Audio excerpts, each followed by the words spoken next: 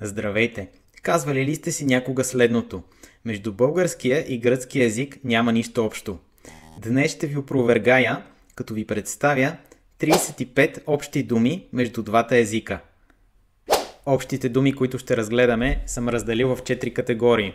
Думи от бита и други, като трапеза, креват, хоро. Науки, като например думата астрономия. Църковни думи, като думите икона и манастир. И не на последно място, думи, които произлизат от турски език и които се употребяват и на двата езика, като кеф, резил, мерак. Нека да започваме! Първата категория общи думи, които ще разгледаме, са думи от бита и други. Първата обща дума е креват, на гръцки кревати. Креват. Молив, на гръцки моливи. Тиган, тигани. Хартия, на гръцки харти. Продължавам с думата трапеза, на гръцки трапези. Тук трябва да уточня, че думата трапези на гръцки се използва за маса, като мебел. Докато знаем, че на български с трапеза по-скоро имаме предвид богато украсена маса с много ястия. Следваща дума пита, която означава и на гръцки питка. От тук идват и наименованията на много тестени изделия, като спанакопита, баница с спанак, тиропита, баница с сирене, портокалопита, баница с портокал и други.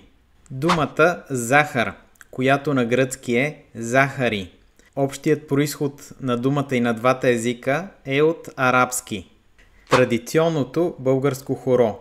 Не много хора знаят, че думата хоро всъщност произлиза от гръцката дума хорос, което означава танц. Стомах произлиза от думата стомахи на гръцки. Кокал. Произходът на тази дума е кокало. Кокало. Кораб. На гръцки карави. Карави. Магнит. На гръцки магнитис. Магнитис. Палат. Палати на гръцки. Скандал. Произлиза от гръцката дума скандало. Скандало. Идиот. Идва от гръцката дума идиотис. Идиотис. Произхода на думата идиотис е много интересен. Тя се е използвала още в Древна Гърция, за да обозначи човек, който не участва пълноценно в обществото, не допринася към него. По-късно е преминала и в латински език, в смисъла на глупав човек. Най-интересното, което може да се отбележи е, че думата идиотис в съвременния гръцки език е изгубила обидното си значение и се използва в смисъла на частник, частно лице или собственик. И последната дума от тази категория – харесвам. Глаголът харесвам на български идва от гръцкия глагол ареси или мареси. Харесва ми. Мареси. Следващата категория общи думи са науки. Имената на голяма част от науките произлизат от гръцки думи. Тук съм ви представил 4 науки, в чието наименование се крие гръцка дума. Започвам с граматика. В думата граматика имаме гръцката дума грама. Грама, което означава буква. Следващата наука е аритметика. Аритметика в корена си съдържа думата арithmos, число. Арithmos. Астрономия. Астрономия произлиза от думата астро. Звезда. Астро. И не на последно място, разбира се, математика. Математика съдържа в себе си думата мάθημα.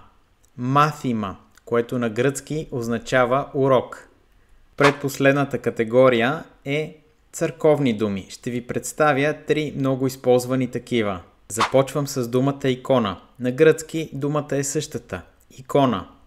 Интересното, което може да се отбележи тук, е, че в съвременния гръцки език думата икона се използва по-скоро в смисъла на картина. Манастир. На гръцки монастири. И последната дума ангел.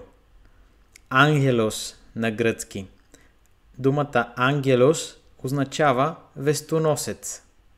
Ето, че достигнахме и до последната категория общи думи. Тя е изключително интересна, а именно това са думи от турски произход, които се използват и на български, и на гръцки. Започвам с няколко думи, свързани с храна и питиета. Първата обща дума е думата кафене. На гръцки можем да я срещнем като кафенес, като в тази си форма тя е леко устаряла. По-често за кафене гърците казват кафенио. Следващата дума е мусака. Самата дума е от арабски произход и на гръцки се казва мусакас. Мусакас. Друга вкусна дума – халва. На гръцки халвас. Халвас. И последната дума от тази мини категория е корабия. На гръцки корабиес. Корабиес. Ето и следващите много разпространени общи думи на двата езика. Чанта. На гръцки цанта. Джоб. На гръцки дзепи. Дзепи. Мезе. На гръцки мезес. Мезес. Кюфте. На гръцки кефтес. Кефтес. И така стигаме и до последната порция общи думи, които на български се използват повече разговорно и неформално. На гръцки обаче можем да ги срещнем в вестниците, в печатната преса, в новините, т.е. това са думи, които се употребяват в официалния език. Ето и самите думи. На български кеф, на гръцки кефи, кефи. Мерак. На гръцки мераки. Мераки. Зор. Зор. На гръцки зори. Зори. И последната дума резил. На гръцки резили. Резили. Надявам се, че това видео ви беше забавно и интересно. Ако е така, подкрепете ме, като го харесате, като го споделите и като се абонирате за канала ми. Също така в описанието на видеото можете да намерите линк към пълния курс за изучаване на гръцки език на сайта Kalimera.bg, както и линк към други интересни видеа по гръцки език.